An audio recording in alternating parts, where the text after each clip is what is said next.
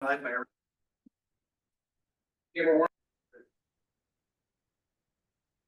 I will call to order the Board of Directors meeting Tuesday, September 16th. Roll call. Dale Olson. Here. Kurt Offenbacher. Here. Brian Parker. Here. Charles Kimball. Here. Patty Chapel. Here. Thank you. And staff. Kyle Rootman. Wendy McKay. Mark Kramer. Alicia Burgess. Sarah Klein. Rob Courier. Kelly Strange. And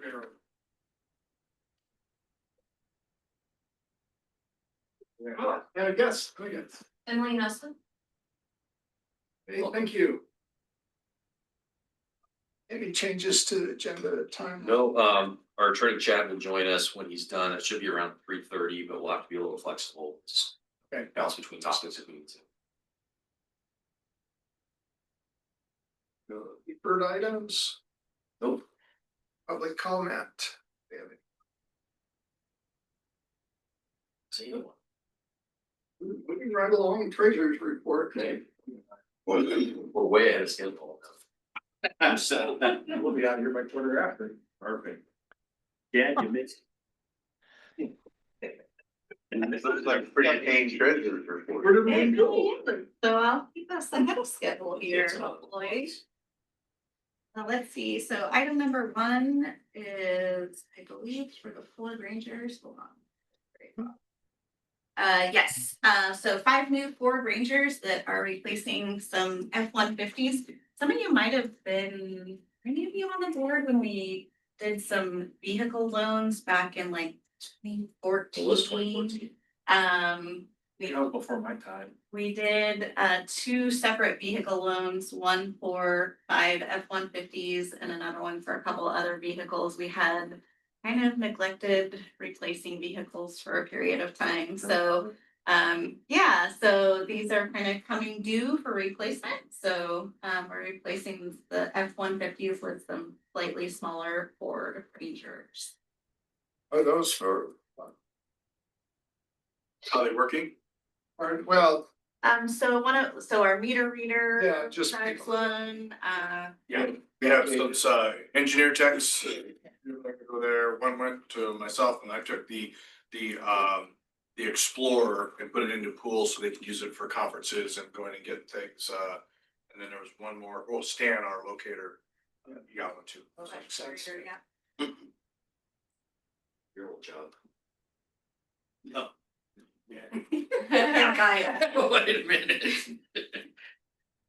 All right, let's move on. Lines 2 and 4 were both to higher ground lane builders. 2 separate progress payments for the same job out at the Crestwell substation. So the project is budgeted at $75,000 and it looks like we'll spend about $400,000 in 2025. It is a job that's included on the major capital upgrades list, and this procurement was approved by the board via resolution. I didn't put the details of that in there. Okay, good, thanks. Item number 7, Lane Regional Air Protection Agency. Actually, these next 2 are just some of our favorite ones to point out and poke the bear. So Short Mountain, Title 5 permit. And then line 246, an electronic payment to Oregon Department of Energy for our annual energy supplier assessment for ESA. Now, is that one of the terms that that we're negotiating about going forward with the Department of Energy through OPUDA? Well, we did litigate that along with some of the IOUs, and they determined it is a valid assessment, but they capped how much can go up year to year. So Okay. we argued it was a tax and a legal tax that we didn't have to pay, but we lost that argument in court, so we are subject to it. Okie dokie. Well, that's pretty good though. Yeah. It's like a 13% increase. Yeah, so last year we paid 51,000 and this year it's just over 58,000. At least we get all those great programs that come along with it. Yeah.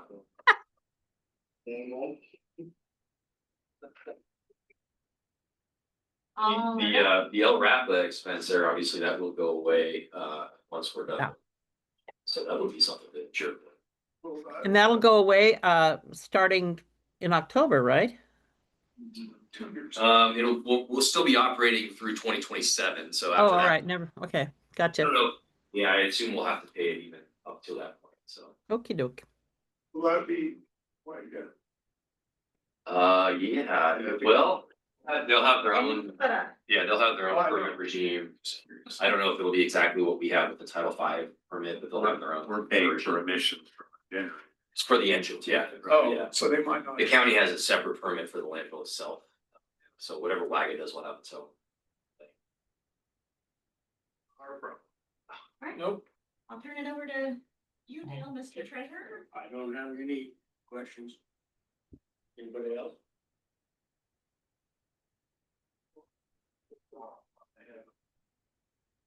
No, good. All right, everyone's easy. Eddie, anything?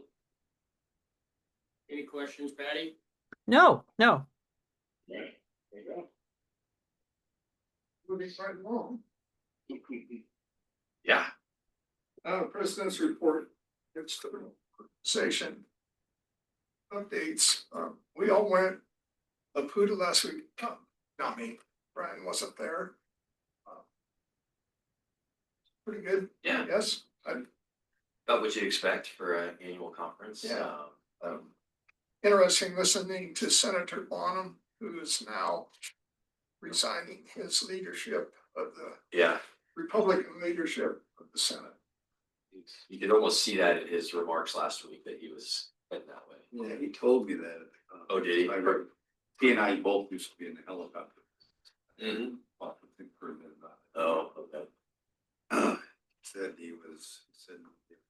said something about something, the door hit him somewhere. Well, he was term limited, or he was banned from running again. Right. But it's for the rest of this year, that would have been it. So it's- So it's probably transition before. Yeah, earlier exit. Who wants to stick around for the? He just decided to get out of Dodge a little quicker Yeah. because he's banned. That's right. Other thing that struck me was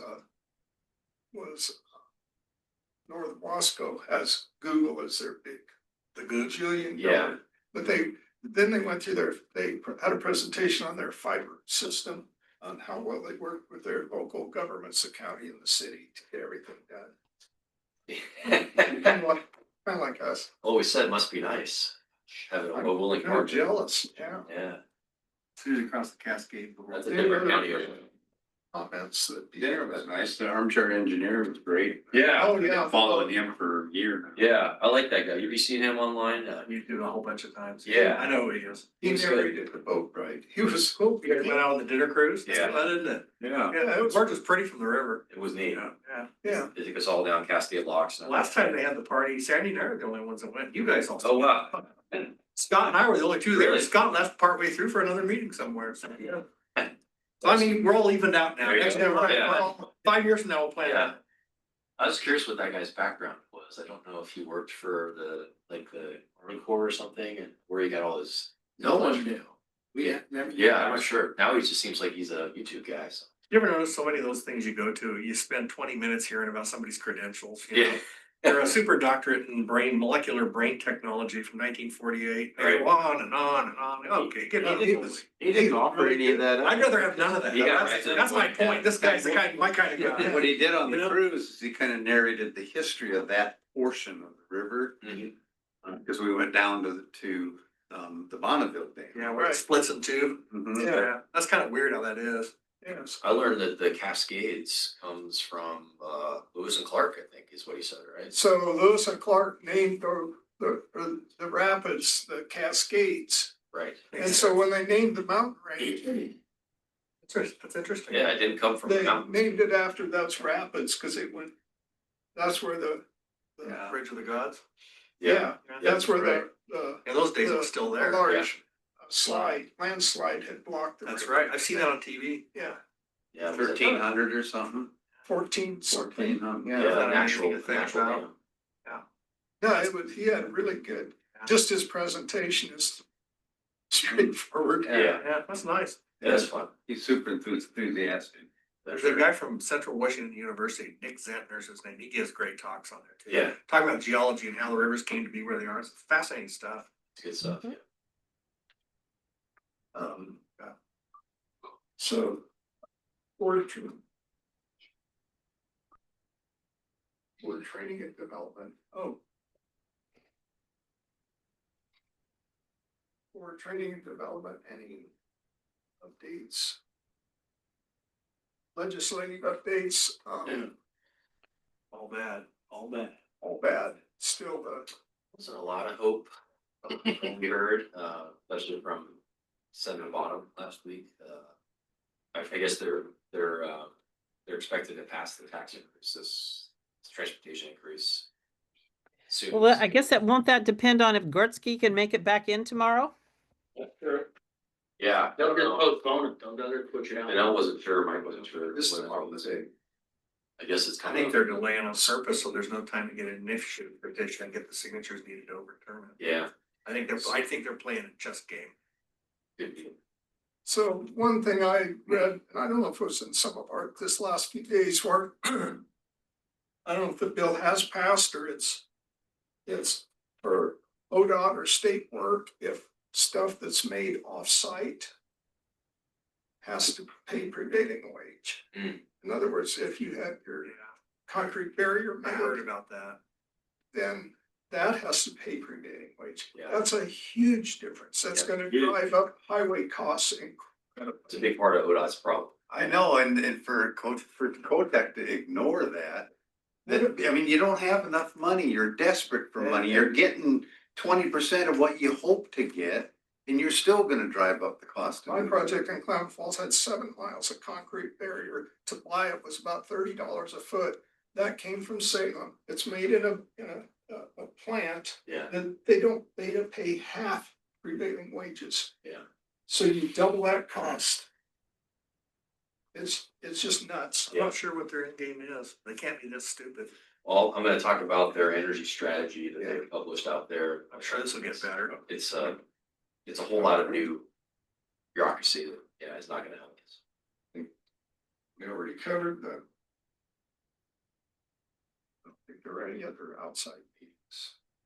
I just had my full board meeting with NWPPAs in Colorado Springs here. In 2 weeks. That's a nice place. You were there. I'm sorry, I couldn't hear that. Speak up. And you can't hear. Colorado Springs in October for the NWPPA board meeting. Uh-huh. When in October is that? Yes. I just have to look it up, Patty. I think the 14th to the 17th or something. Okay. Well, hopefully you'll be able to go. Well, I'll be there. I've already booked my flights. Oh, good. Okay, general manager's report right now. All right. for T- We are way ahead of schedule, this is great. Okay, so I mentioned the energy strategy. I've got a copy of the summary, if you want to read it. It's there. So just to give you the high level, they're taking comments on this, and the consumer-owned utilities, in addition to OPUDA ourselves, are developing some comments to submit.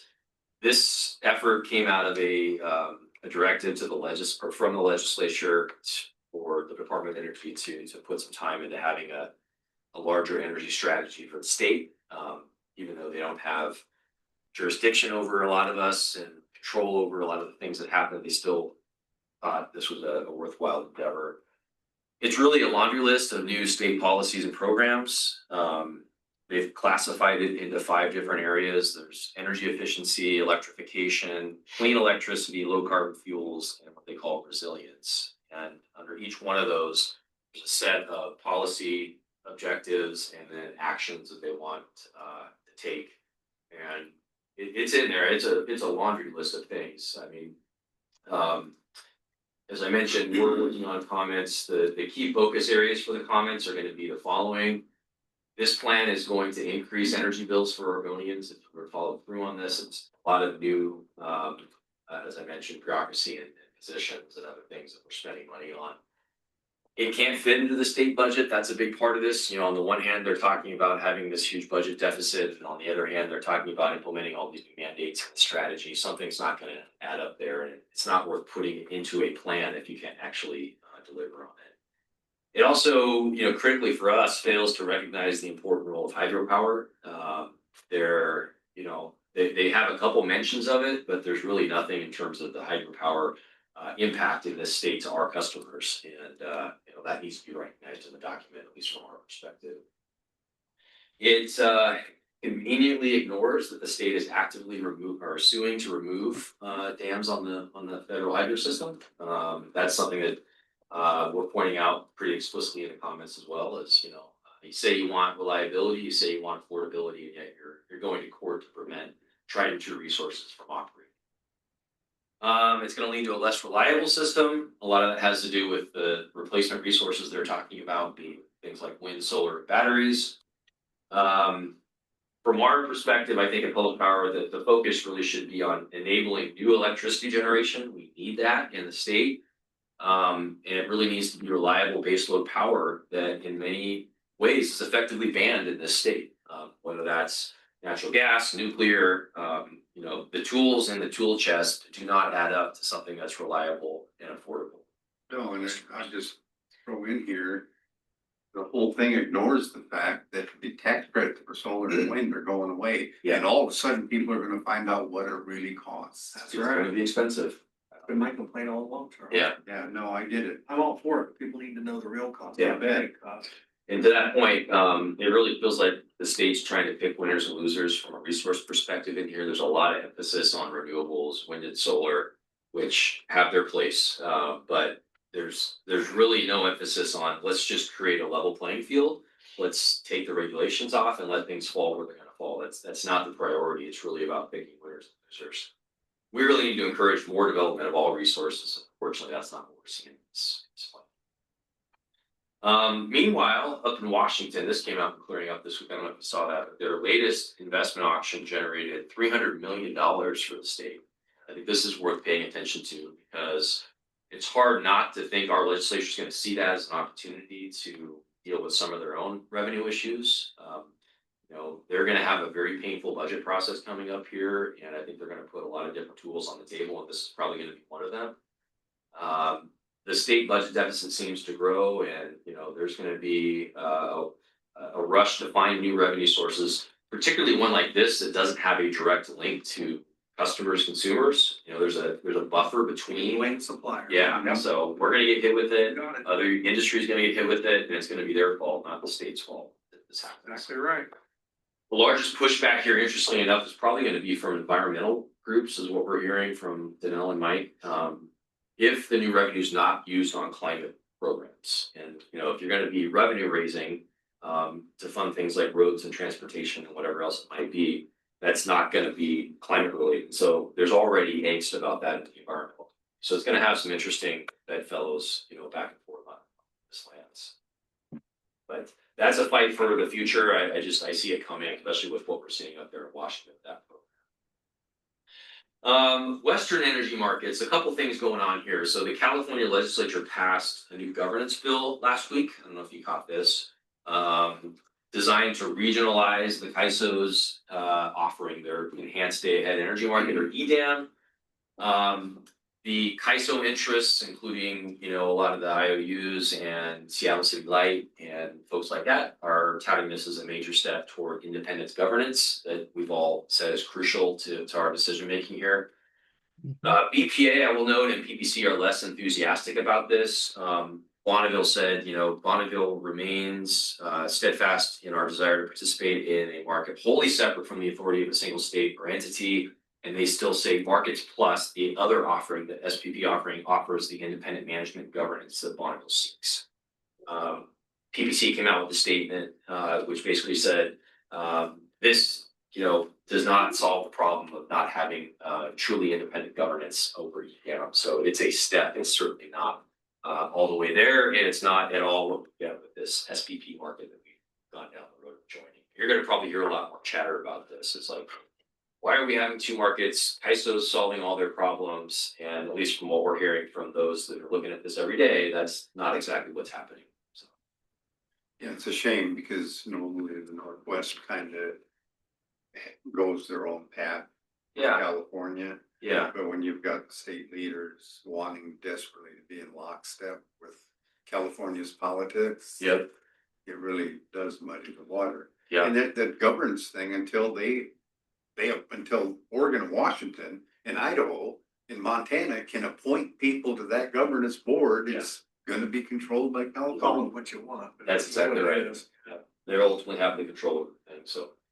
Something to watch. This is still being hotly debated. I think there will be renewed calls for a single West-wide market, but I don't think that's what we're gonna end up with, at least at the beginning of this thing. A couple things closer to home. So 2026 budget update. Sarah and I actually just met this afternoon to give a status update, try to finalize things. We're getting real close. I think overall we're in pretty good shape despite the large BPA increase. We expect to get the document to you. We hope sometime next week. I've got to take this out and want to commit on here, but we're working real hard to make that happen. We've got some staff that's out upstairs, but we think we can try to get it there very close to the end of next week is going to be our goal. There will be a choice. I'll just note for the board on the rate increase. We're going to propose a number that we think is probably the best, middle ground. That said, if the board feels like we want to cut it back a little bit, I think we can make that work. We'll just want to have a discussion on what that means for our financial parameters and how close we want to be running things as we go into next year. So, Are you gonna give us a hint of what that number is? it's right around where we thought it would be, Patty, right in the Good. kind of mid-single digits. Good. Okay, So it's close not gonna enough. be anything super outlandish. Good. And most of it's really just the Bonneville rate increase. We're getting hit Right. with 9% power and 20% transmission increase. So somehow we gotta pass at least a portion of that along. Yep. Be a split between our base rate. and Yeah, that's a whole conversation we'll have too. Rob's already developed some scenarios Rate around design's that. a different argument. Yeah, Rate design's a different matter. Right. yeah. And we'll run that through the rate committee too, and the finance committee, and they can bring a recommendation on how you want to split it up. Obviously, you make the final call on that, so. Okay, poll attachment update. So I sent an email about this in my updates, I think, a couple weeks ago. I just wanted to give you an update. There is additional chatter here. So tomorrow I'm gonna meet with one of the local communication providers that attaches to our polls. They have recently submitted requests to increase their attachments by hundreds. And particular areas that they're focused on, and the message is we gotta have this done by the end of the year. And so we have been, putting our heads together to say, well, how can we be responsive? What's our actual obligation here? The rules really come down to if it exceeds a certain threshold, which these requests do, there has to be a mutually agreed upon timeline under which we choose to take on this work. The complication is in a lot of cases, there's make ready work that has to be done. So we can't just let them attach. We actually have to do pole replacements. In some cases, we have to reconductor. There's various things that have to be done before they can do this. And in some cases, they're asking for basically an entire new pole line. So it's like, do we want to stop everything we're doing and start becoming the contractor for these comm companies? And What brought this along all of a sudden? I think it relates to the grant opportunities that these companies are getting. Hundreds of millions of dollars. Yeah. Where they have deadlines they have to meet to get federal money for rolling this stuff out. Yeah, it sounds like they gotta have a contractor that we approve. Well, that's part of the conversation is how comfortable we are with doing that. I think we can be open to that, but I don't know that we want a contractor coming in and completely reconductoring, our whole road or something. Who's the attacher? This is DFN, yeah. So we're going into winter and they want this done in 3 months? And apparently they've known about it for quite a while, so I tell them to cut bait. I'm gonna listen to them tomorrow. I think, we're happy to talk to people, but there's also staff time. There's a lot of design and engineering work and other stuff that has to happen. So, we don't work for them. We're doing our own thing. We got plenty to do out there, and that's kind of gonna be the message is, we'll do what we can, but we have to do our own work first. They are asking for us to expedite things. We'll do our best to help, but I will make clear tomorrow that we have important projects that we have to prioritize before this. So we'll see where that goes, but just in case you hear anything, before I got in here today, I got a note from Lane Electric that they're having the exact same issue. They're kind of holding the line just like we are, so we're not alone in this. We've had a pretty good relationship with DFN. Yeah. Up until now, maybe one of the better attachers, no? It's a low bar. Yeah. Yeah. It's a little bar, I mean, they're the better builders, but they're still. They were out here today working in Veneta, and actually I just got a blurb in the mailbox. Come work with us. So it's happening. Yeah, Well, we have a schedule of work to be done in the next 60 to 90 days. yeah, Basically, they just want us to put that back by an extra 90 days so they get what they want right away. that's kind of what they're talking I tell them that that's not Yeah. how it works. about. Well, I think a mutually agreed upon timeline for us is gonna look a lot different than what they think. Why should any Emerald ratepayer wait for them? Yeah, I think messages, you need to be ahead of this. Yeah. So we can plan. Well, and what they're gonna say is, well, then you should let us bring a contractor in here, and you should get rid of all these pre-inspection requirements and things, we're just not, we've seen what happens when we give on. Reliability. After the storm, there's no way. Yeah, so I'm happy to hear him out, but it's not gonna probably be the message he wants to hear tomorrow. No, and I think it's good that, that Lane Electric's having the same problem. Yeah. That's a pretty big block, us and Lane Yeah. Electric, and obviously DFN's closest Sure. territory, so. Yep. Yeah, you can't just drop this on us in September and expect. It's like going to the auto shop, you got your car scheduled next Friday to be worked on. Oh, sorry, 50 rigs just came in, we have to do before yours. Yeah. Too bad. Especially when our customers. That's not even reasonable. Yeah, No. well, do what the auto guy did in Tillamook when I had to have something done right now. Charge you through the Charged nose. me a $300 emergency fee. Peak I pricing. deal with some of our vendors that get backed up, we have to pay rush fees for Yeah. things like that. Yeah. Oh, it Don't happens. get their checkbook out, they want, Yeah, that's a good point. If here's the quote, it'll be a 50. we did offer, maybe there's some solution here to let our guys get a little overtime, I'm sure they would find that. And if there's some opportunity there, I just don't think it's gonna be anywhere near what they need to get this all done, so we'll see.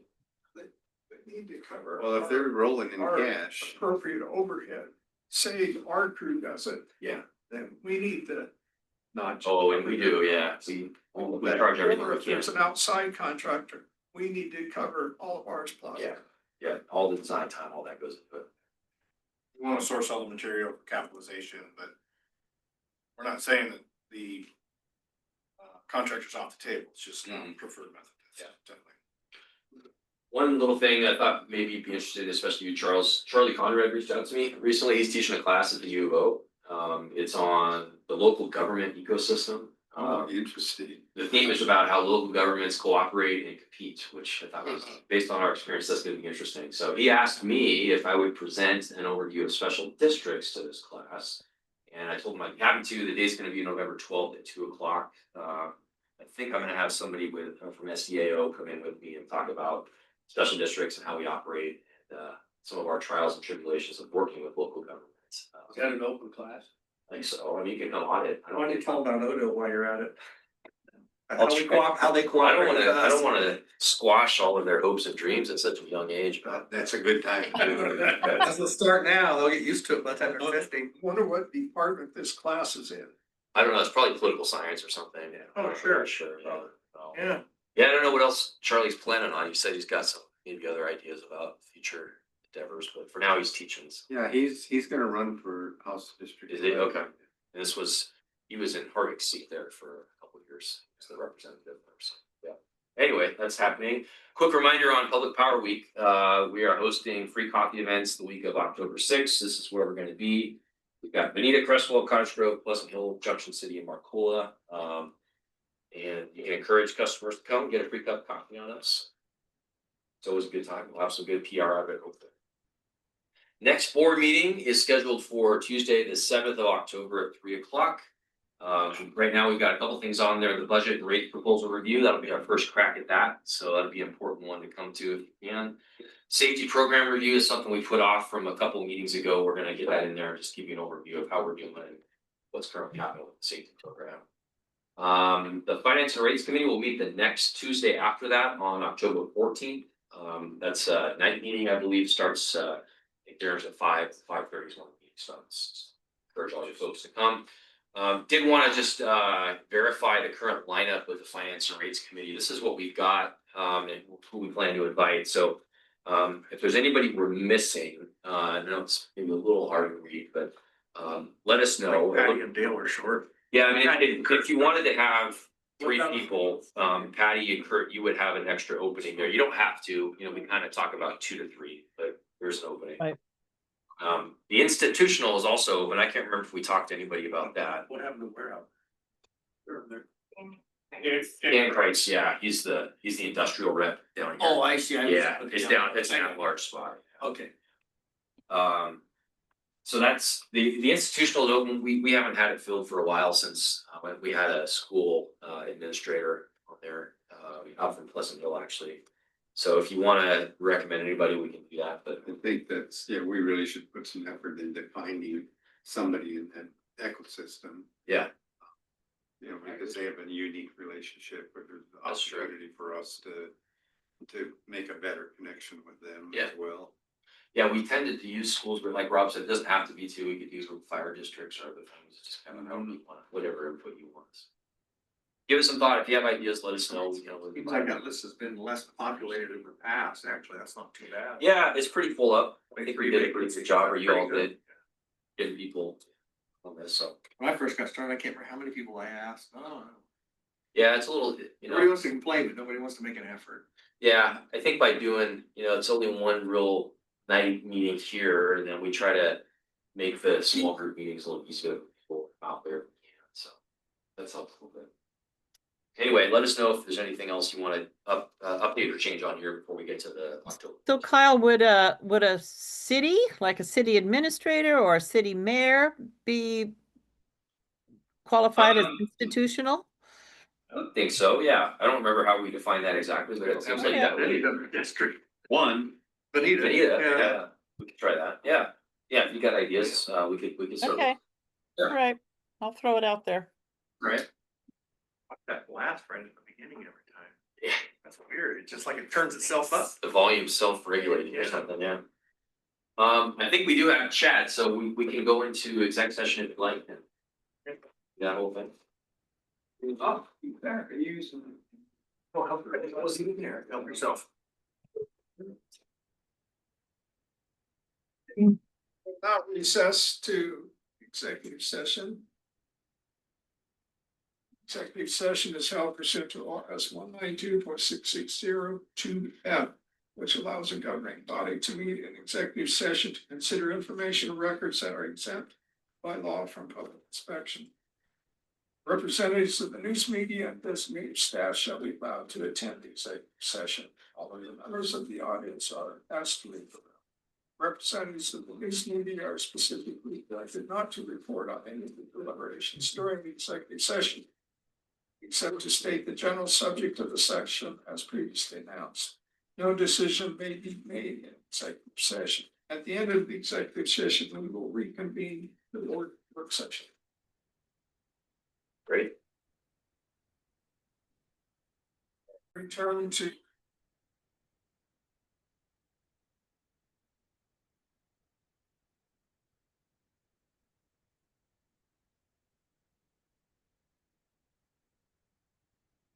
Get everybody back in that was here. Dropped off. For upload start. All right, Okay, we're back, returning to public session. We're on item 10. Order 2 financial review. G2 financial review. We'll have Sarah come up. We're at 5 minutes ahead of schedule. Get around with golfing on the way home. I'll take control here. You're gonna go through our Q2 financials and give us the quick update on where things are at. So we'll start off just taking a look at our net income picture at a summary level. Our recent projections as of Q2 have us coming in 4.4 million more than budget. So there's a lot, as always, that goes on between the budget number and where we're currently projecting. So that's all the stuff in the middle of those two purple lines. And we'll talk in a little bit more detail, but primary drivers include reduced retail revenue. The red bars are not necessarily positive news. And then the green bars are more positive as compared to budget.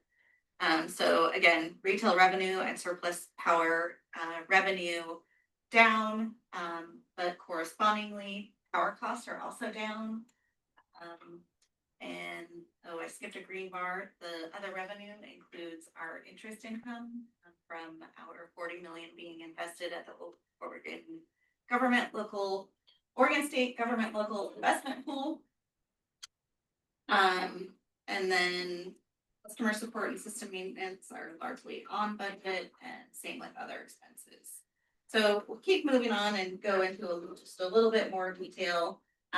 Retail revenue, including residential, commercial, and industrial, those categories all include the 5% general rate increase that happened in January. And again, commercial and residential projected to be under budget due to mild weather, reduced loads, and industrial beating budget a little bit.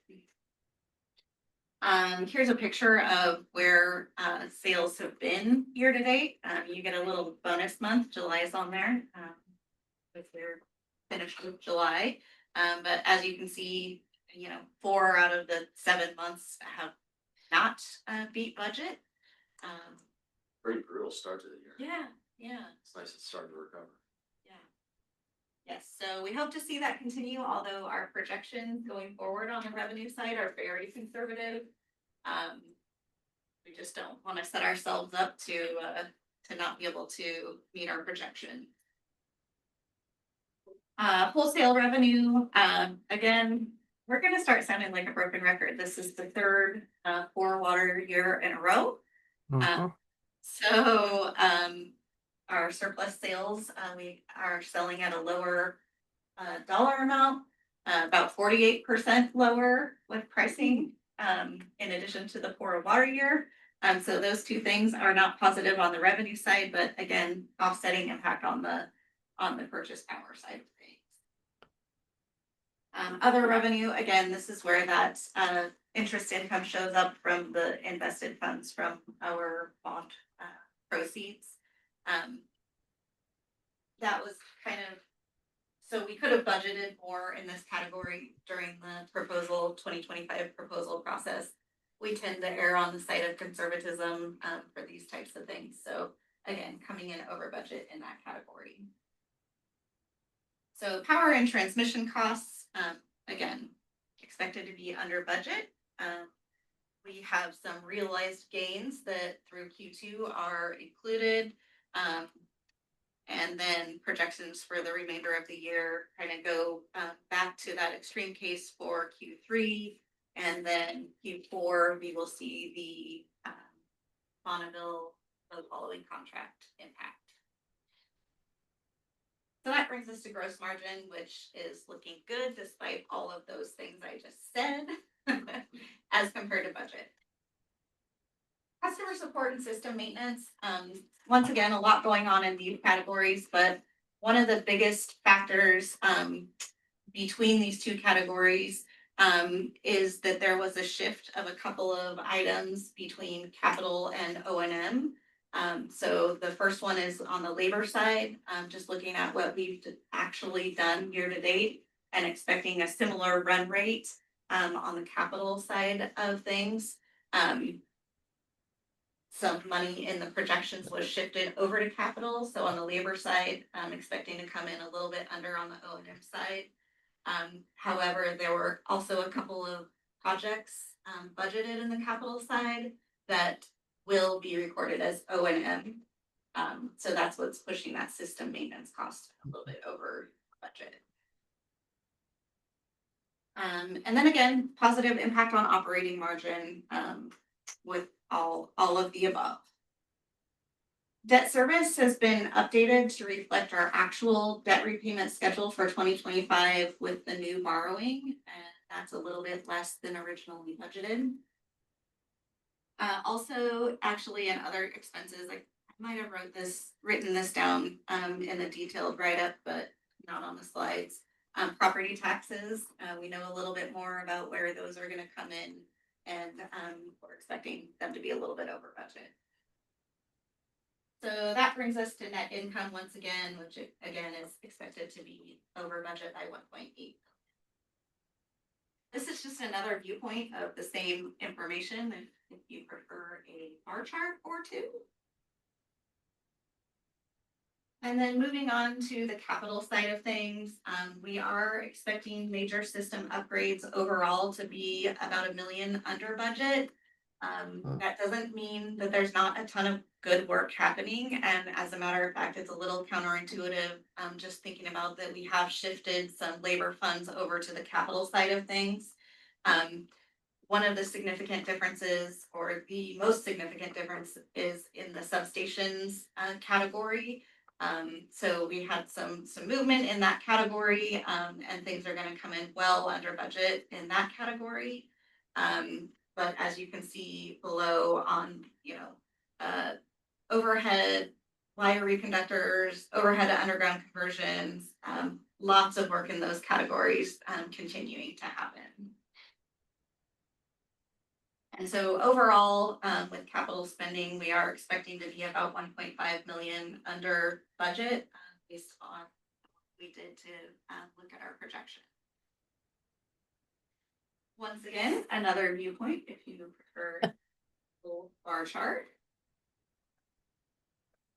So how does all this impact our cash reserves? Once again, a lot going on here. We ended 2024 with more in cash reserves than we projected at the time we put the 2025 budget proposal together. So that makes an impact here. We also borrowed $5 million more than budgeted. So once again, impact here. So things are looking strong. Days cash on hand is projected to be higher than budgeted, both on the operating side as well as on the total side. Wow. And headcount, we've talked a little bit about this. I think we visited at Q1 and even prior to that when we proposed to the board that we transition one of our headcount from a temporary employee to a regular employee. Those dollars were included in budget dollars all along. We just shifted from temporary to regular for one headcount. And that shows up in the IT and IS side of things. So you can see that pointed out here. Otherwise, we're expecting a steady state on headcount. We do have 2 open positions right now that Yeah. we're planning is that we'll fill by the end of the year, but actively working on that. What are those positions? So one is a staking engineering position. We had a retirement there, and then the other one is a IT or IS position. It's been a staff transition out that we haven't replaced yet. And then from the dollar side, once again, here's where you're really seeing that shift from the expense side to the capital side. But overall, things look pretty close to budget. There are a few things going on. There were 2 unbudgeted retirements that happened. So that increases things a bit. And then comp time accruals. We honestly budgeted a little light on comp time accruals after the storm in 2024. Kind of getting back to a reasonable budget level can be challenging. So we budgeted closer to a 2023 level, and 2 COLAs have happened since then. So we probably should have upped that a little bit. Hindsight, what are you talking? Is comp time counted as a cost when it occurs, but before it's drawn? From a budget standpoint, it's as it's accrued. So when they draw the comp time back, it has no budget effect at all? Correct. Got It's cash. it. That reflects the true cost of operations at that time, so that would be the right way to do it. It can get a little tricky because we are trying to use the budget to forecast cash. So So then it's not perfect. does but- comp time also capture the payroll taxes and things like that are not technically, that are part of that? Payroll taxes on a detail level are captured in a separate line item, but the projections follow. So comp time reflects actual compensated hourly earnings. Correct. Got it. Yeah, taxes and pension are on a separate line. So on the labor budget, did you guys anticipate shutting Short Mountain down and kind of? I mean, there's what, three, Yeah. 4 employees out there? But, you know, they're just gonna position elsewhere. They're gonna be at this still point. involved. So, yeah, we haven't adjusted expenses overall. In any case, it's a couple years out. We have, in our longer term projections, we've adjusted some of the non-labor spending to reflect the new arrangement. But yeah, on the labor side, we've just kept it as is for right now.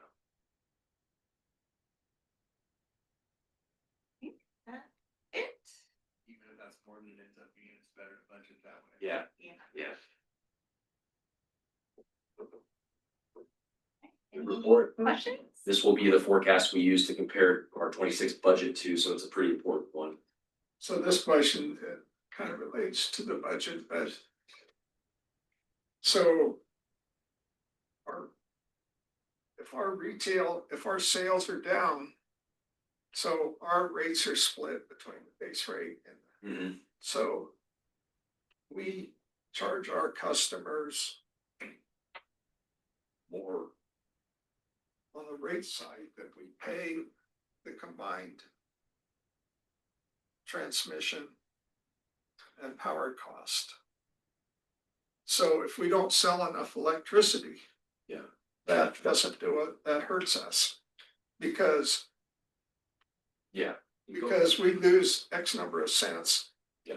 In revenue and less in cost. Yeah. Yeah, and going forward, that relationship changes a little bit, getting out of That's what- slice. Yeah, so going forward, what you're saying is very true. There's a margin that make off of every sale, and so as our loads go down, we have less revenue. We also have less power cost. Versus, Less, yeah, but yeah, But the base charge should be paying, that's part of the so bills anyway. Yeah. I'd like some in our next budget. Some explanation of when we're sitting here Sure. deciding whether to move it to base rate Yeah. or leave it over in the. in Yeah. our power rate. I wanna know. How it affects you bet. our sales, like if we lose a major customer or Yeah. gain. How that affects, how that rate split is. Yeah, we can run some scenarios around that. I mean, one of the great things So- about, the higher base charge that we've been able to get to is it's more stable. So used to, we'd have a cold winter and our liquor revenues would go way up, and then we'd have a mild spring and they go way down. Now you still have those swings, but they're not nearly what they used to be. Right. That's, But we can still run them so you can see what the impact might be. Theoretically, capital investment should all be base rate. Cause, maintenance is operations, but capital Yeah. improvement, Right. base rate oriented. Yeah, you're locked in. yeah. So with some power companies, they just charge their, what's that called, where on their monthly bill, you get a demand cost of power. Yeah, they separate out the cost of power, the variable rate for Right. other stuff. Yeah. I'm not suggesting that, but I just, yeah. Yeah, the way we charge is, there's the split, having a bigger fixed cost component till right, just from a revenue stability standpoint. We'll make a note to provide some of those scenarios though for, Or Yeah. something, I mean, frankly, the moderate spring that we just had, you can see the hit that we took. It would have been far worse if our basic charge was not where it's at today. yeah. Really been feeling that, so there is some real financial benefit to having a higher base charge. Yeah, good question. We'll get that part of the analysis. Redesign's always a compromise. Yeah. Right, yeah. I learned that from Scott. It's It is. always a compromise. Yep. Well, thank you, Sarah. Thank you.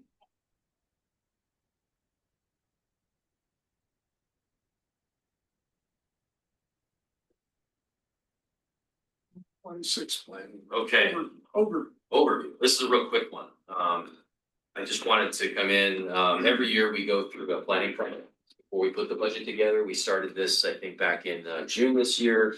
And really the goal is to identify what we call priority projects that will require some type of resource. That could be budget dollars, staff time, new positions, whatever that might look like. We want to have those identified so that we can put the budget together around them.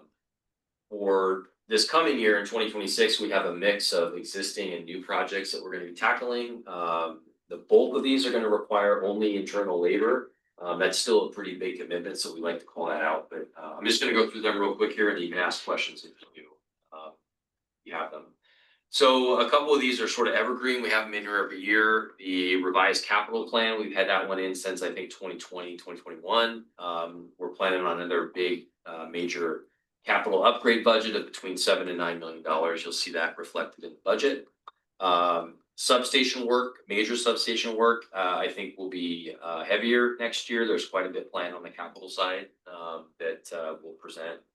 You can kind of take a look at a couple. I think we've got one transformer arriving and another one that's going to be ordered next year. Oh, good. Potentially, okay, so quite a bit in that area as well, and you guys got to see the fruits of all the recent labor when we went out to the Notai Creek substation out there, so a lot of interesting and valuable work happening at the subs. Our facilities plan, I wanted to highlight that this is something that we want to come back to in the relatively near future. That need has not gone away. Hopefully, as we firm up a potential revenue source in Short Mountain, we can kind of know what we're looking at in terms of contribution there and build a plan around. And that's up to you, obviously, how much you want to divert from that potential project, but it's something we've talked about previously as a way to get an entry point into a facility. So we'll do some more work on that next year, hopefully. Renewable natural gas, obviously, it's going to transition from a negotiation into an implementation, and a lot of our staff time will be getting WAG up to speed, making sure they can take over, get our deadlines. Leadership and employee development is something that we started this year, so we've had a lot of trainings, and it's primarily been focused on the leadership team and getting that group some tools to be able to kind of be effective as leaders. We're going to plan to roll that out to a larger portion of the staff next year and have additional training and development opportunities for folks. We have a ballpark of around 100,000 in there for that. You'll see that in the budget. A couple others, or one that's very related to that, is succession planning. We haven't done this in a while. I'd say 10 years since we actually went to staff and said, what are your long-term career goals? Where do you see yourself kind of fitting in here? And seeing if there's a match between what we're going to need long-term and what folks here internally want to do. So we'll have that conversation. Dispatch evaluation is kind of a big one. As we manage through additional major events, there's always a question about how do we run crew dispatch and who's involved in that. And we're going to be having a bigger discussion that could play into our facilities plan work as we talk about how we manage storms and what our needs are going to be going forward as well. That's really just an internal labor cost at this point. The last few years, strategic planning. So we are due for a new strategic plan. So we want to put effort in place to work through that with the board next year. I'm open to ideas on how you want to approach that. In the past, we just used internal staff to kind of put the plan together and assist. Other organizations use outside consultants for that to come in and offer new perspective, do some of the legwork that we may not have as much time for. So we can talk about whether we want to include something in the budget for that or not. Right now, we just assume it's going to be internal. We've got a phone system upgrade that's going to kind of happen behind the scenes, but a small cost there. It should allow us more capacity during major events to handle more phone calls. I was surprised, when we have those big call volumes, just a lot of folks just don't get through at all. And so we're trying to build that capacity to at least give them an option to leave a message or do other things. LED lighting, we're going to continue that rollout that started this year. We'll be doing more of it in 2026. Our outage management system, we still have work to do to get that to be more effective. We're going to hopefully roll out a customer outage map toward the end of this year, but we want to do more internally to be able to manage outage from our NISC system. And then the last two, accounts payable workflow, it's maybe a little boring, but it's kind of an exciting one for us, is we still sign all of our invoices by hand. And we feel like it's time to go into the 21st century here and do that online. So we've got a program that we're going to put in place to do that. And then the last one is long-term financial planning. That is an effort to kind of tie a bunch of different things together. We've got many things changing between our Short Mountain project facilities and then our long-term capital budget. We've known for a while needs some work in terms of either right sizing or adjusting our funding sources. there needs to be a conversation about how we fund and at what level we fund on the capital side in the future. And that's largely what this is gonna be about, trying to put some options in front of the board, seeing what you think about that. So we know we can't continue to spend at the current capital rate for the, perpetual or for the long term. We've been borrowing every 4 or 5 years or so, and that's not sustainable. So it's gonna need some kind of adjustment, either in the work that we're doing, or making some additional revenue available potentially, or maybe some combination. Did you have a question, Patty? No. Oh, okay, I'm sorry, I was hearing something else. I'm just muttering. All right. So those are the proposed projects for 26 actually, and I should have, this says 25, that's actually 26. So you'll see those in the budget. And happy to answer questions about an hour wait until we get to the actual budget discussion. So the security system is in the 25. Right, we've got that in 25 and yeah, I sent out the extra update on that, but we're hoping to take care of that this year and not have to bleed it to 26. Wasn't that about 250 grand? It's somewhere near that, yeah. 46. Okay. And it's important to note that would cover us for 5 years, so it's the initial install, but also 5 years worth of service that they provide. Oh, good. I was wondering about that. Gate. That gate's not good. All right, well, those are next year's projects that we're talking about. Any more questions? So market wage adjustment. Lisa is up. Yeah. Oh, I can't do it by myself.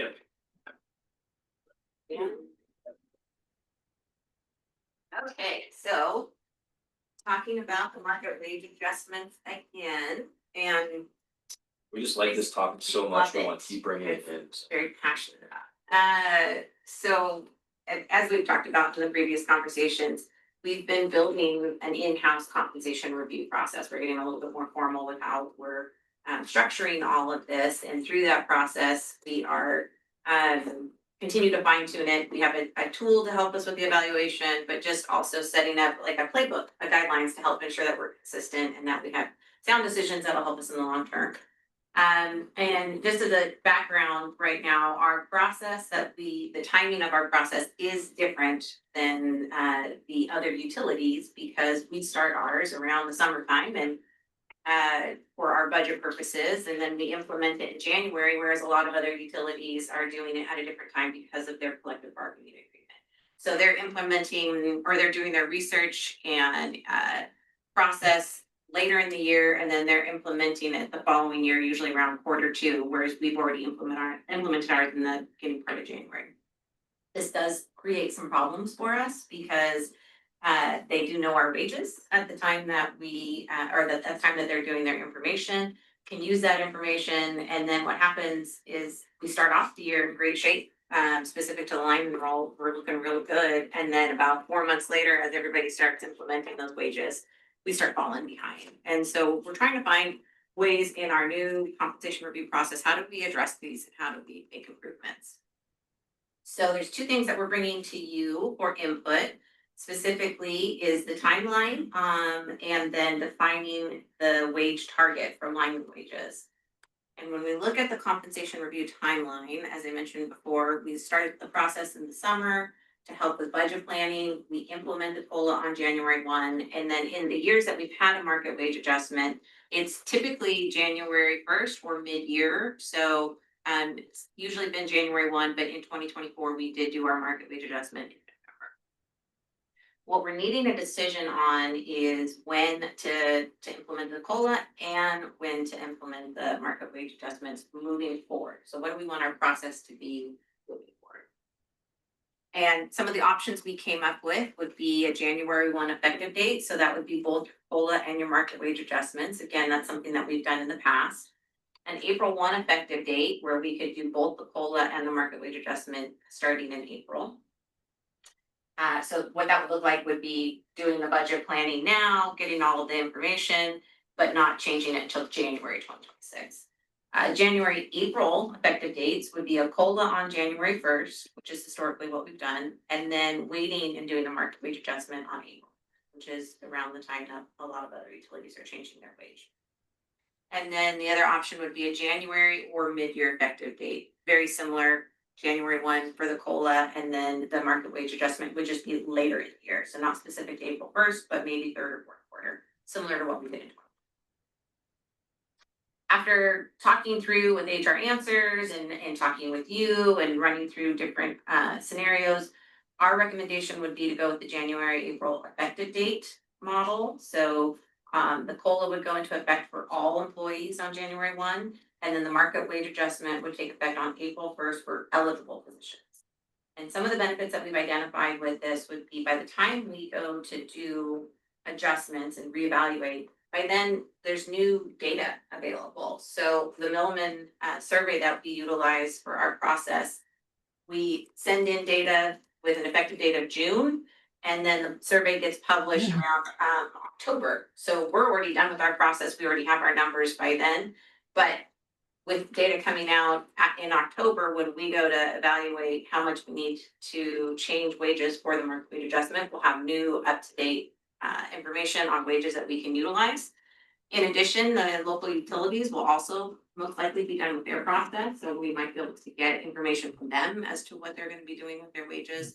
And overall, it just helps us get a more accurate target. So we're able to say, okay, here's what we were thinking what was where the wages were going to move. Here's what the COLA actually did for us, and then figure out, okay, this is how much we're going to need to move the wages depending on how we find. What percentage of employees get a market wage adjustment? There isn't, so far in the process of, because we've only done this a couple of years now with this one, there hasn't been a set percentage. I think one of the things that has been common each time is we have internal alignment that can impact the number of positions eligible. And what I mean by internal alignment would be specific to like the lineman role. You have to have, or way, I shouldn't say have to, but the way that we've structured it is your foreman has to be a certain percentage higher than your lineman. Your serviceman has to be a certain percentage above your journeyman. So if that lineman role moves, all the ones that are aligned with it move at the same time as well. You're typically talking about the lineman. We did have like 5 other positions last time that we each adjustment. This time it's only 1. So how many lineman positions we have there tied to that? Maybe 30. Ooh, number of position, I was gonna say number of employees Yeah. versus number of roles. I don't. Probably a little less than half, I would think, or what we're normally I think I would favor closer to the end of the second quarter. But you almost evenly split between the Yeah. January COLA. We can shoot for that. I think the goal was to move it out farther so that we're not giving all of this intelligence to the rest of the utilities that here's what we're doing for the whole year. So yeah, whether it's April or some month, we'll be on there. I think you first.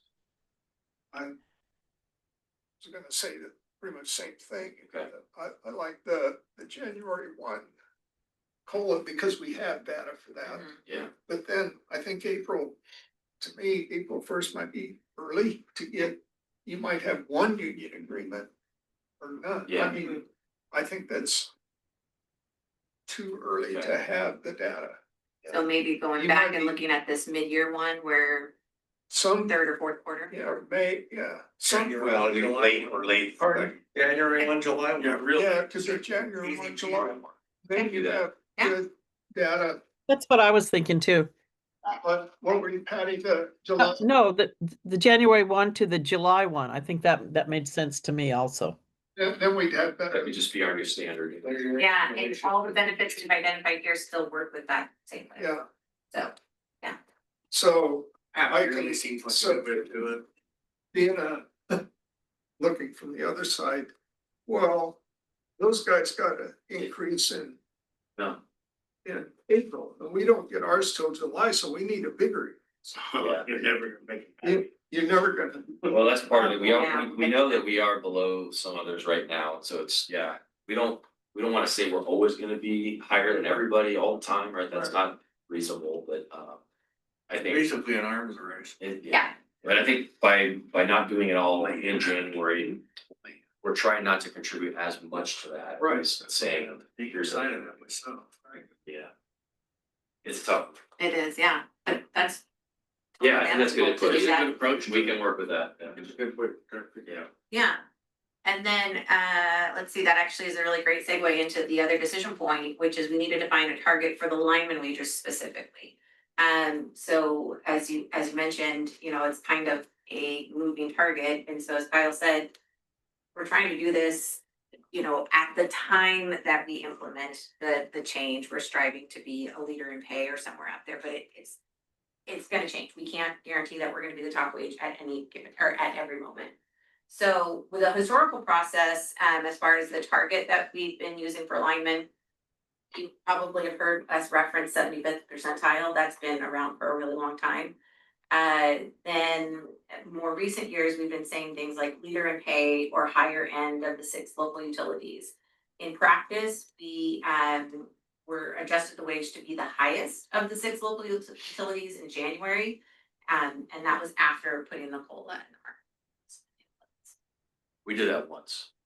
Yeah, sorry, in practice for 2024, I should have clarified. So the decision, what we're looking for here is we want to get a better definition of what we're targeting when it comes to the lineman wage specific to the local and county utilities. What's the dollar rate? The variation between the highest and the lowest, $3 or $4 an hour, No. $10 an hour? Pull the graph. I think it varies, but right now it's kind of big because EWEB just did Huge. another utility just did a big increase, and so it's larger than it normally is. What, well, give me a number, what range? Yeah. We're $3 an hour, are you talking about $10 an hour, what's the I'd difference? say $7 or $8 probably right now. Are you kidding me? Yeah. It depends too, if you're looking at just we gather information on a wide variety, Washington, Oregon, and then keep narrowing it down. Locally though, even right now, as Kyle pointed out, we have a pretty big gap May right not now. be quite that large, maybe more like 5. We've got the data, So it's roughly 10% range between top and bottom wages. When I could get over to my So, right, yeah, it's probably numbers not- for I you. don't mean to put you on the spot, I'm just No, trying it's to think okay. about how much money are we talking about, difference, you know? Yeah, it's like race cars. You're always gonna be somewhere, yeah, But it moves all the time, so. But theoretically, cost of living should keep everybody alive no matter what. So market wage adjustment, in my mind, only means 2 things, either means we're behind the marketplace. Or you've got people who moved up a step in their pay range who need a better pay because their skills are. But other than that, COLA basically keeps everybody where they were last year with no market wage adjustment, am I wrong? Yeah, So- and it's just whether others have gone farther than we have on COLA is what the market wage adjustments intended. Yeah. So the COLAs aren't very Legs. uniform either then. Everybody does something different. It's a union bargaining, so they're not just looking at cost of living increase, they're saying, well, here's what we want. There's a negotiation. And there's different factors that go into it. Some organizations might be looking to increase their wage, and part of their collective bargaining agreement has to do with recruitment, has to do with retention. Yeah. So everybody's motivations and what they're needing to do with their wage because of that can vary as well, and the results can vary as well. Well, there's a hell of a lot of ratepayers in Wayne County that don't get a wage increase every year, a hell of a lot. It's a great point. I think looking at Washington to me would not be helpful. Yeah. Because it's a whole different taxing structure, benefit That's a structure. good point. Yeah, So I wouldn't look at Good Washington. idea. That's why we tried to, Non-income tax. Yeah. we tried to be just as local as we could be, and just look at the 6 that are here. I think that's important. yeah. We it's one of those things where we get the information, we have it, it's out there, we've got eyes on it. But we're not, at this point, we're not utilizing the information to make decisions. It's that local regional data that's really the more powerful data for us. It's kind of hard for us to compare to union. Yeah. It's really hard. Curtis brought it up, there's other costs and stuff that we don't. It's true. I don't know what IBW does, but I know what, back when I dealt with laborers and operators. I heard I've heard them, their negotiators at the table say, well, we need to show them something on their check. Really, that's what they said, Prove your because worth. they want money into their retirement benefits, because if you're not vested for the first laborers for the first 7 years, Yeah. if you don't make that 8th year, the union keeps all that money. Yeah. So it's being union affiliated. Yeah, it is an advantage for sure. Okay, so what we're trying to do is just get a better definition for what the target would be for lineman wages. Some of the options we've discussed in our previous meetings would be the leader in pay, meaning we're striving to be the top wage out of the 6 local utilities. Go with the 75th percentile, which would put us around the second or third of the 6, and then be in the upper half of the 6 local utilities, very similar to the 75th percentile. Our recommendation would be to phrase it as strive to be within the 75th percentile of the Lane County utilities at the time of. Gives us a little bit of flexibility. It's not stating that we're gonna be the top at all times, or that we will even be the top at any point, but we'll be up there providing a competitive wage. A competitive wage in the local market, no less, and then gives us ability to stay flexible as the target rate varies, or as the wages come out throughout the year. And then it also allows some flexibility to use with other benefits to bring our total compensation top, right? This is just wages, this isn't total compensation, so gives us a little bit of flexibility there too. So EWeb's union, right? Yeah. Now, Everybody is but us, the same electric. their union contract is how long? Yeah, I think it varies. They don't do it There- every year. There are, what I've seen in the contracts, I don't always get a copy of their contracts, but the times that I have, I've seen them go out as far as 3 to, I've even seen some go out as far as 5 years. But then I've also seen them renegotiate before that 5-year or 3-year time has And come they to typically too. have agreed upon escalators every Yeah. year, so we know what it's gonna be in 2 or 3 years. That's part of this whole Yeah, I think decision making. 3 years Well, is pretty typical as far as how far they'll set up the wage. And we're doing it every. We look at it every year. but I've They're seen incrementally contracts going where up. they have a 3-year contract with openers each year Yeah. for wages. That's what we've seen recently Yeah. with all this wage inflation. Yeah. All the union contracts just kind of went out by the wayside. They're doing Yeah. all these mid-year adjustments that we didn't account for, so. Since the pandemic, things that there really hasn't been a normal, there's been a lot of different things happening. It'd be interesting to see, like Brian asked, what's the incremental cost to go be number one? Mhm. Or number 80% or 85%. It'd be interesting to see what it would Yeah, I cost. have it all. Put dollars to it, yeah. Take a look at it. So that's our recommendation. It seems like it's consistent with where we've been historically. It gives us kind of a less perfect target, but something to strive for. Oh, when you say the 75th percentile, I mean, that's kind of not true, because 6 months from now, you're gonna tell us we're not there. I mean, that's But- really short. At the time. Yeah, that's why it's really striving to be, at this At moment the in time time, of implementation. we recognize it's probably not gonna be there very long. Yeah. I don't know. Sure, putting our I hands do up. think it's important we stay up It is, in that range.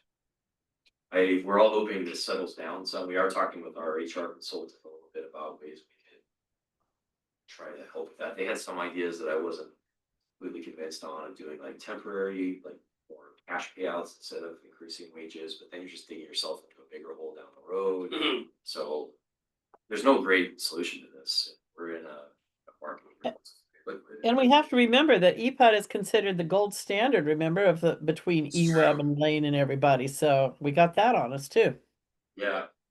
That probably gives us a little more leeway if we do get behind at some point, they'll give us A the benefit.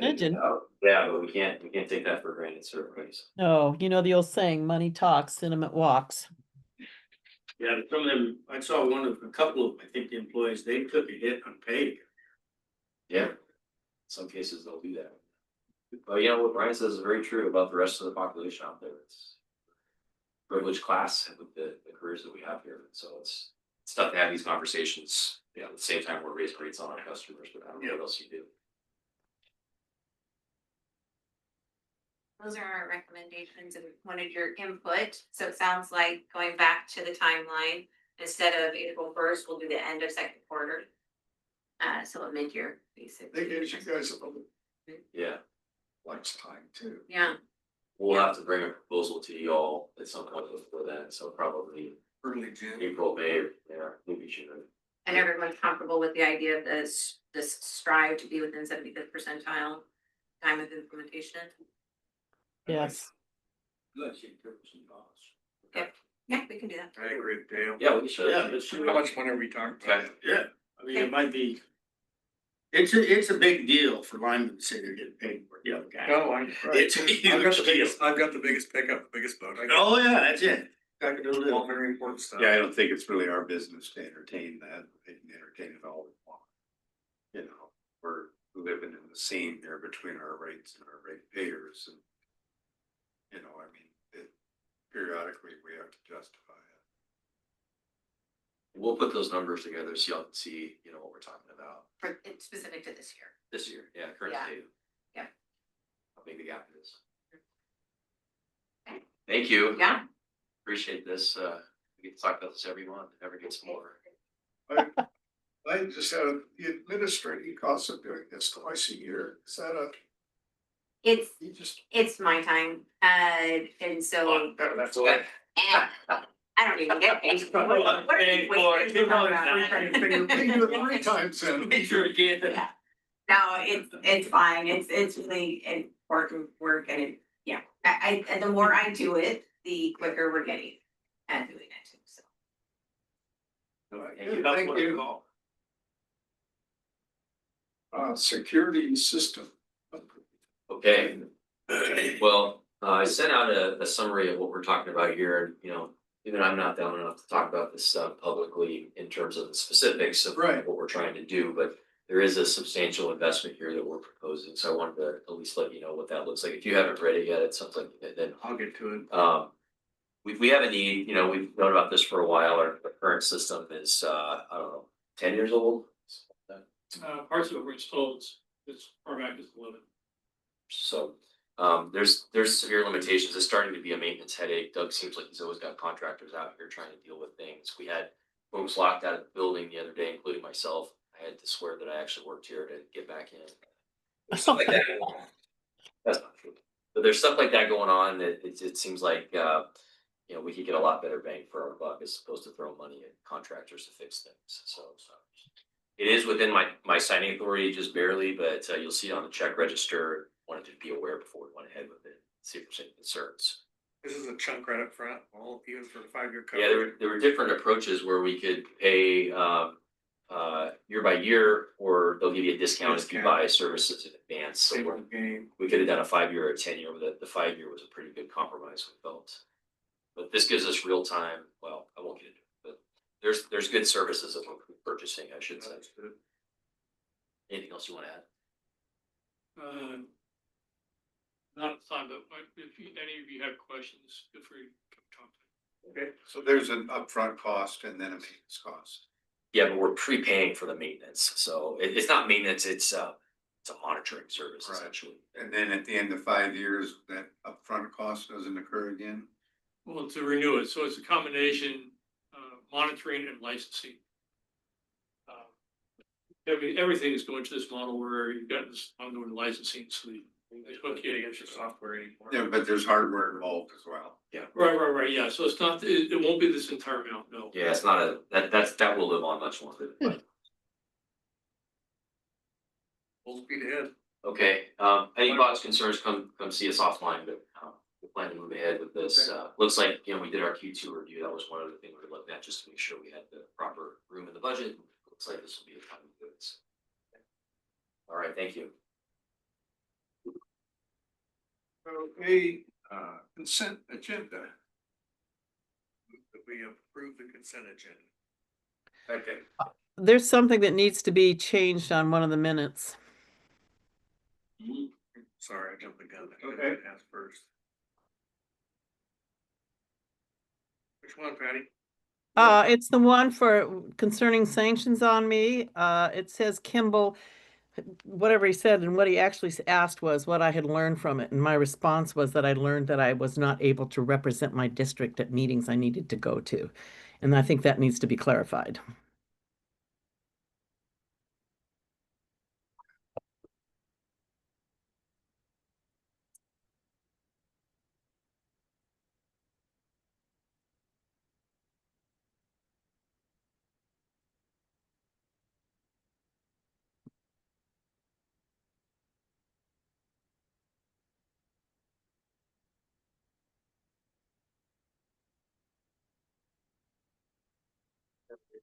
Trying to find Did you guys go away? I can't hear a thing. Trying to find it. Trying to find it. Oh, okay. I think it's around 50, in the area of 53.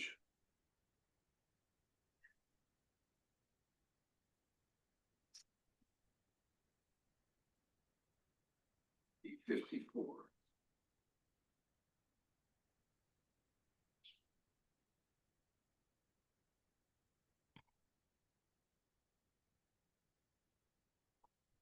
It's on 57.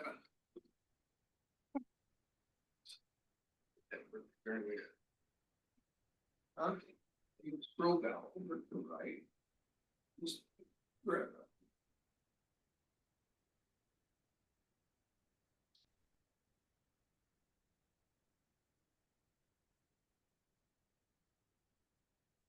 Oh, 57.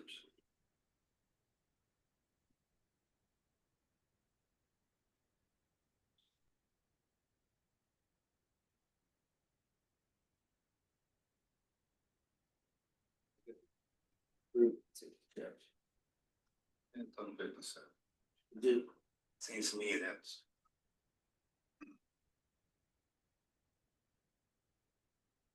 So what are you suggesting to change, Patty?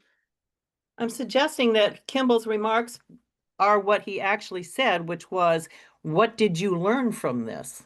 And my response was, I learned that I was not able to represent my district attending meetings. What does it say here? I can't pull it up on mine. You guys will have to pull it up on yours. Kimball asked whether the sanctions have been meaningful in practice. Exactly. That's not what you asked. I don't. And you really didn't answer it anyway, so.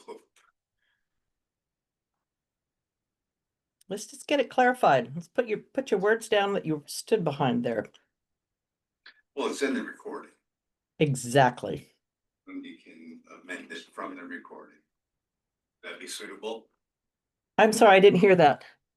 So Wendy will amend it from the recording. Will that be suitable? Yes.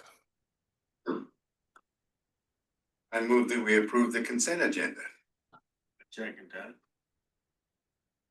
All those in favor? Aye. Aye. Okay. Order and contract approvals. None of those signed. Motions and resolutions. All right, we've got 3 of these, and these are all policy related. We've talked about in prior meetings. So the first is our personnel policy update. This relates to 2 different aspects. One is a change to our remote work policy that we discussed at the workshop. I think, Patty, you weren't at that meeting, but this is a change to the way that we're approaching remote work from half-time to 1 day a week. And Oh, I read that. Yeah, that was good. some we prepped the staff for, and they're ready. Okay. And the other is a addition of a new Gen AI policy to give some guidelines when people are using AI tools in the office, and trying to at least have some parameters for that. That'll be interesting. Frightening. All of the above. So Are you ready for a proposal? do we do these separately or? Yeah, 3 different motions. I move that we adopt resolution 2025-23. I'll second that. All those in favor? Aye. Aye. Second one is updating the board policy manual, and I'm doing this from memory, but this is to remove some language that conflicts with the new purchasing policy that we have. The purchasing policy allows direct appointment of certain services, including insurance and the audit selection. The board policy manual requires we go through a competitive process, and it's very prescriptive about when that has to happen. So the language now in the board policy refers just to the purchasing policy, so that's going to be taking precedence. We will work on an exhibit in the purchasing policy that has commonly procured items. and have a schedule in there for you to take a look at. I think that's still important to have, even though we have this direct assignment capability. So I don't have that tonight, but I'm happy to bring it back at a future date. Check it out. I would move we approve resolution 2025-24 to update the board policy manual. Second. Those in favor? Aye. Aye. You.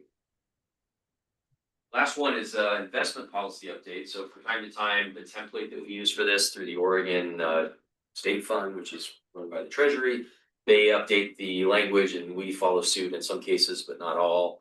In this case, we're suggesting a few minor updates. They're mostly language. There was one question about there's going to be a opportunity to form a committee if we ever wanted to do that to review our investments. We don't have to, but we put that in there. There was some language around ESG investing and did not get a great response to that. So that's not included. We said we'll not have it. A couple other small things I think I remember how there were some timelines and other changes to protocols. Yeah. So that was in the packet. If you have questions, matching language that the state provides. So it's an independent group that's looking at our investments. We're not administrators one way.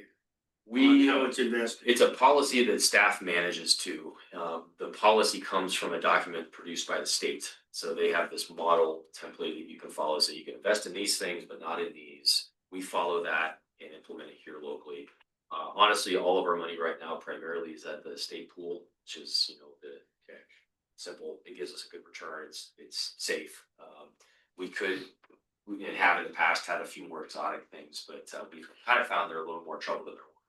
Not exotic. That's exotic investing. That sounds pretty Mortgage good. backed securities, stuff like, no. Camel futures in North Africa. Yeah, no, think, treasury bonds, very boring, government bonds, that type of thing. There you go. So I move we, I move we approve resolution 2025-25 adopting investment policy updates. Second. All in favor? Aye. Aye. Aye. Thank you all. Okay. With the review of motions. There was a motion to approve the consent agenda that is approved with the changes to the sanctions part of the meeting minutes. There is a motion to approve resolution 2025-23 adopting personnel policy updates. Unanimously approved. A motion to approve resolution 2025-24 adopting board policy manual updates. That was unanimously approved. And a motion to approve resolution 2025-25 adopting investment policy updates. That was unanimously approved. Thank you. Public comment? Public on there. No public? Suggested items for future meetings. I have one. So it come to my attention for staff that in the treasury, how we code our stuff is very cumbersome for Sarah to track. It's kind of a mess, the way we do our time, or not time, but our reimbursements for meetings and stuff. I say we look at this, how we're doing this. I don't know how long this process has been the way it is, but it's 3 hours under over 4 and Yeah. I think we ought to look at it again. How long have we been doing it that way? Quite a while. There's been little tweaks here and there to certain refund or reimbursements, but this approach has been in place for a long time. Is it cumbersome? I'm not quite following what did you say, Dale? It's what? It's tough to code some of this stuff where it should be coded for Sarah. It turns into a problem. And actually, we should look at the board compensation against other utilities at the same time. Cause they I just think have, there is an opportunity here after that Northern Wasco opinion that came out. If the board is interested in taking a look at compensation overall, because it has not been looked at in quite a while. Sure. just, But it's part just of a it is- suggestion, yeah. future, something to talk about. It's not a thing. I don't have any idea how she codes stuff, so she can put I what got she it. wants. I think part of I it, got a little taste of it. I think part of it is there's some gray area in these, is it more than this or this? Is everybody doing it the same way? And so, Yeah, I can see that. Yeah. yeah. Just make it easier. Yeah, put it on the agenda here in the fourth quarter. Yeah. Okay, upcoming meetings, PPC. These aren't virtual, this, Yep, in person. it's in person. October 1st. Second. No, it's October 3rd. Peanut, I'm pretty sure Peanut is virtual only this in October. I have to double check that, but I believe it's virtual for Peanut, which Virtual in would be September. Friday. Okay, It was virtual in September, So is it? because I attended, you can check that. Yeah, I'm not sure. That would be odd though, that it would be Do. virtual. It's usually Yeah, we'll checked right on. we'll check it out there for some reason. Yeah, I think they're virtual every other month this year, if I'm not mistaken. I read something about virtual, but I don't. We'll look into it. Okay, final comments. Done, well, in time for my. I don't know. Adjourned. Good Don't write job. on your timeline. Yeah, take the under. Take the under. Thank you all. Good meeting. Thanks, Patty. That was If you can dial in, you know, you guys can place it out, but just. There's, I don't care. Is it volume itself? No, I'm sure. We just replaced the computer, so I think it's got through that. We'll have it looked at. It's great. So just before the meeting, it was more than. Anyone want to ready? Love that. We'll figure it out.